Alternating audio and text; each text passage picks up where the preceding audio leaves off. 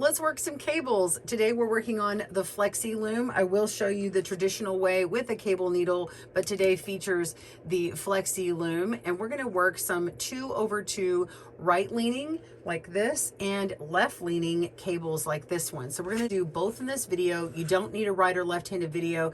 I'm going to show you exactly how to do it from the right or from the left. We're featuring today our simple rope cable headband and our squiggle cable headband with a multitude of stitches and serpentine or squiggle looks, and then a nice little regular twist over here. So join us today and we'll work on our stitches together. Welcome to GoodKnit Kisses. We're all about helping you stitch your love and love your stitches. For cable instructions as well as materials and our patterns for the squiggle cable headband and the rope cable headband, please click down in the video description in the links below on that. We have materials of the Flexee Loom listed, and if you do not have a Flexee Loom, please, I implore you to check one out because you're going to love. In this video, I'm going to show you how to pull these links off and switch them around to make it really easy to make your cable. But if you do not have one, you are going to need a cable needle, and you can do that. I will give you instructions on that, and we have instructions on our website as well. If you want to do a 4/4 crossing cable, where you have four of these pegs, 4 of these links with 8 pegs wide, we do have a video for that down at the links below. So today we're going to work on a 2/2, which is covering 4 stitches to make this nice cable here. So going to be working a cable right and a cable left. All right, let's begin. All right, so you want to cast on and get ready to begin your cables. So I've actually worked about 8 rows here, and I've worked all the way up until the left side of my cable. I'm going to make the 2/2 LC or left cable, and so I'm going to work from the left and I'm going to begin this direction. So before we totally start, I need to talk about the type of knit stitch you're going to be working. I prefer the U-wrap knit or the traditional knit stitch for this particular one. It makes a nice smooth stitch and you can see the cables really well. So here it is in this nice tighter twist.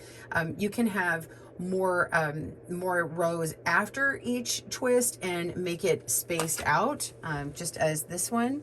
So I've made this one spaced about 2 more rows longer than this one over here. But when I got down here, I have an even longer amount, and then I've turned it and gone to the right. So you can really space out your cables. That's up to you or the pattern. But I want to show you what it looks like if you use E-wrap. It looks like this. It's very bumpy. All of the stitches are very just they're not as pretty as this. It almost looks like it's crocheted. Now, if this is the look that you're going for, that's okay. You can see it's a looser stitch because it is a twisted stitch or knit through the back loop, and it's also going to change the size of your project and make it a little bit wider and make it a little bit longer. So keep that in mind. But if you want this look over here, that's fine. But if you want a more smooth look right on the cables and do that, just make sure that you are working a U-wrap knit or a traditional knit stitch in the middle. All right, so off my soapbox, let's begin by starting our cable.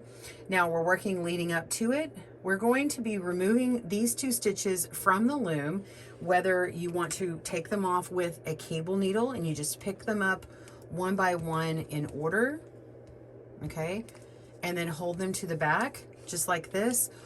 Or I suggest not actually taking them off at all for that and taking advantage of your Flexee Loom. So we were just going to pull that off, just pop it out here and pop this one out here and simply hold it to the back. You can push your stitches down to the bottom so that they don't fly away. And we're gonna make sure our yarn is back here. You can pull it yarn front. I actually like to pull it between these 2 pegs so that it doesn't get caught in here. So now we're going to connect the next 2 stitches over here. Okay, if you're using your cable needle on another loom, you're just going to simply walk these 2 stitches over to the empty pegs. So you just pick them up and move them. You can use your loom hook or your fingers, whatever works for you. All right, now we're going to knit these next 2 stitches, whether you've moved them over or you're using your Flexee Loom. U-wrap knit, And these are the ones that knit the easiest on here. Okay, so that's pretty simple so far. All right, now we need to disconnect these two pegs here. So the next two links that are connected, just simply open that up. Okay, let it fall. And then I'm gonna grab this link here in the back, and it's easier to me to go ahead and connect this link for the part I'm holding here that I just broke off. Okay, so the rest of my loom. So go ahead and connect it with the rest of your loom. And now the tight part begins. So we're going to rotate and put this in. I promise it's not going to break your yarn back here, but pull it back over here and pop it right in. And it may need to stay at an angle. You may be able to pull it flat. If you've got a very tight knit stitch before, then it may look more angled right now, and that's okay. Go ahead, and you see how this yarn is elongated, the stitch is elongated. Go ahead and pull on it. Don't pull so much that you'll break it, but just pull tighter on it. And you wrap knit around the next stitch, and I am pulling tightly. And just knit that over, and it's gonna ease some tension. Go ahead and knit the next one. All right, now I like to go ahead and flatten this up, but before I say that, if you are working with the cable needle, you're just going to simply take these and place them back on the loom. So it might be that you knit one first, like you put it on here, keep holding this back here, go ahead and knit that stitch, and then put the next one on and knit the stitch. That's fine. But once you're done placing it, whether it's tight or not, you can pull on it like this. You see how it's giving me more slack here? I'm just going to look at this and see if these are even. Now, I can just pull on my stitches and make sure that I've evened them up as much as I can. And then I just pull tightly on this last one, and then come around and start working on my next stitch. Now, generally when you're working cables, you're going to purl these stitches on either side. So that's what I'm going to do. I just want to show you what this looks like, how the tension starts easing up. So I'm just going to purl.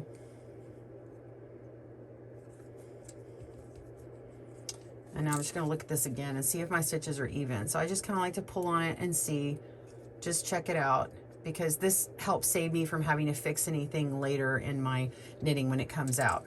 All right, and then just finish that row out and then come to your next one. So if you had more cables coming up, or you purled two and then you're doing some cables again, then you would just start immediately on your cables. All right, so I'm going to come all the way back over here and just do this while we're on here. I'm just slipping that first stitch, and I'll just show you how the tension is going to start easing up.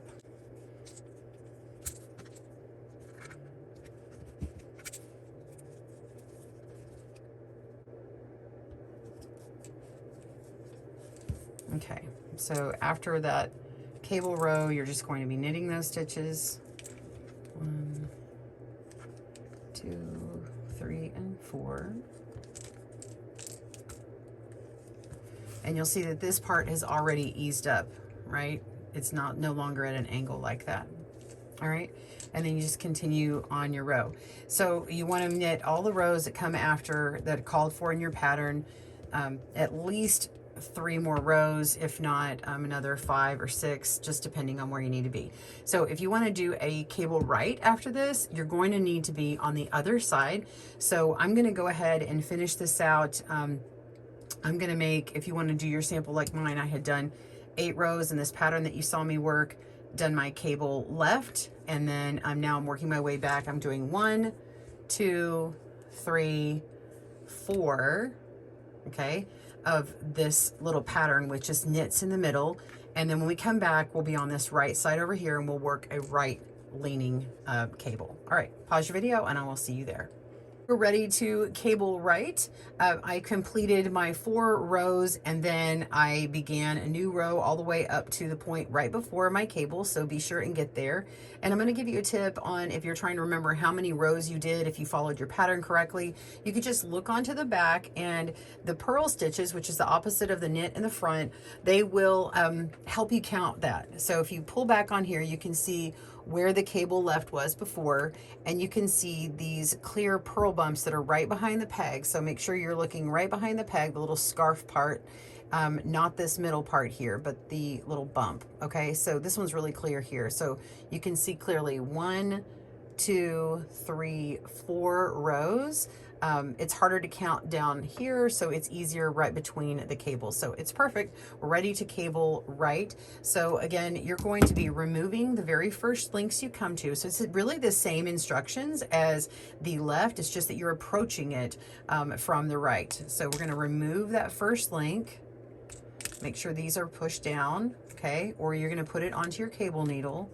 Go ahead and connect your loom, and then knit the next 2 stitches, or move those other 2 stitches over if you're using the cable needle on a regular loom. So we're going to knit those 2, 1 and 2, and then we're going to remove this peg here, or disconnect it, and then we're going to put this peg on here. Now, like I said, I like to connect these 2 first. I've also done something funny if you decide to do it. I find that sometimes my stitches are inconsistent when I do this, but if you want to make it easier moving on the tension, you could knit this stitch first. Just make sure you come to the back of these stitches here and all the way around. Sometimes people like to knit from a cable needle when they're working with needles.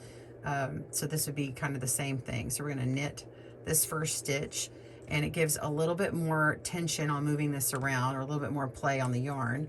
Okay, you can see there's a very long stitch in between. And so then you can come around and connect this one first if that's what you'd rather do. Okay, I'll show you how I connected it before. So how I connected before, I'm going to connect it to the rest of the loom first. Okay, same thing as before. Tilt it around to the front, swivel it, and pop it into place. There we go. It's all connected. It's kind of at an angle at the moment. And let's pull on our working yarn, and you can see how my stitches are not even. This one's tight, this one's a little bit looser, and this one's definitely loose. So I need to pull on this very tightly and go ahead and knit the next stitch. And then I want to make sure and even out my tension. So I'm going to come along here and look at these. I can even straighten them out and see that I need to make my tension the same throughout, and I just simply pull on those stitches and work the yarn in this direction. And this one's going to be big, and then I'm just going to pull on that stitch and make it more even, and go ahead and purl this next stitch to get that ready. Sometimes what I do is I purl this stitch first, and then I look at the tension and come over here and make sure that I think the stitches are even to one another. Okay, pull on that and get the slack out over here. All right, and that's it. That is your right cross cable, and then knit your next several stitches to reinforce the length of that cable, and you are done. So I hope that's helped you today. And here is my serpentine cable headband, if you were curious about that, off of the loom. Look how pretty that is. So we start with, see, here's my seam here. It starts with 2 left twists. We have several rows. We go to a right. So this is, I say left twist, this is a left cable, another left cable, several more rows. And then we have a right cable, knit some more rows, a left, a right, a left, a right. And to get that serpentine or squiggle look. So this is the squiggle cable headband. And then we've got 2 left cables together again, and repeat our squiggle, followed by another left cable, double lefts, and then we complete our rows and work our headband. So if you want to try out the squiggle cable headband to do all of those, or you just want to try one at a time, whether you're working all lefts or all rights, there's this rope cable headband too, and you can space them out as well if you want more elongated cable, something more like this. It's a little more soft looking and not so rope-like. Well, I hope you've enjoyed that. Please be sure and check out our videos again on our channel, and more patterns down at the link below on our website. We do have pattern indexes for loom knitting, needle knitting, and crochet, as well as some weaving. We'll see you soon. Bye, everyone. Thanks for joining us today, where we help you stitch your love and love your stitches. See you again soon.